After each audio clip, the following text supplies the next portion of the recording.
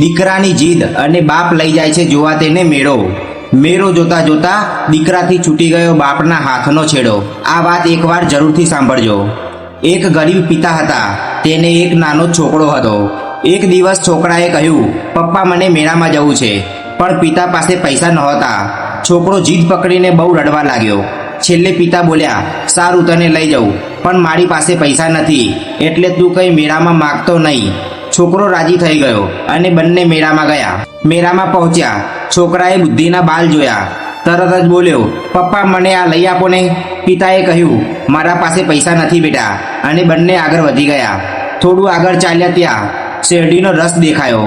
છોકરો બોલ્યો, મારે પપ્પા રસ પીવો છે. પણ પિતા પાસે પૈસા નહોતા. પિતાના દિલમાં ઘણું દુઃખ થવા લાગ્યું કે હું મારા છોકરાને કંઈ આપી પણ નથી શકતો. આગળ જતા છોકરો ચોકલેટ, બિસ્કિટ, શરબત બધું જ માંગે છે. પણ પિતા લાચાર હતા, કશું આપી શકતા નહોતા. થોડું આગળ ચાલ્યા. છોકરાએ ત્યાં મોટી ચકડોળ જોઈ. એ ચકડોળ જોઈને તેમાં મગ્ન થઈ ગયો અને એમાં બેસવાની તેને ઈચ્છા થઈ.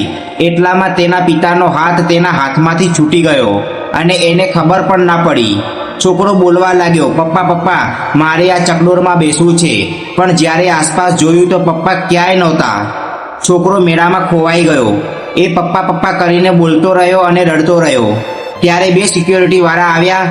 તેને શાંતિથી પૂછ્યું. એને શાંત કરવા માટે એ લોકો બોલ્યા, ચાલ તને શેરડીનો રસ પીવડાવીએ, બુદ્ધિના બાલ લઈ આપીએ, ચોકલેટ, બિસ્કિટ જે જોઈએ તે આપીએ. ચાલ તને મોટી ચકડોળમાં બેસવા લઈ જઈએ. જે વસ્તુ એને તેના પિતા પાસે માગી હતી એ જ વસ્તુ હવે તેને મફતમાં આપવાની વાત થઈ રહી હતી. પણ છોકરો માથું હલાવતો ના કરતો રહ્યો અને બોલ્યો, મને કશું નથી જોઈતું, મને મારા પપ્પા જોઈએ છે બસ.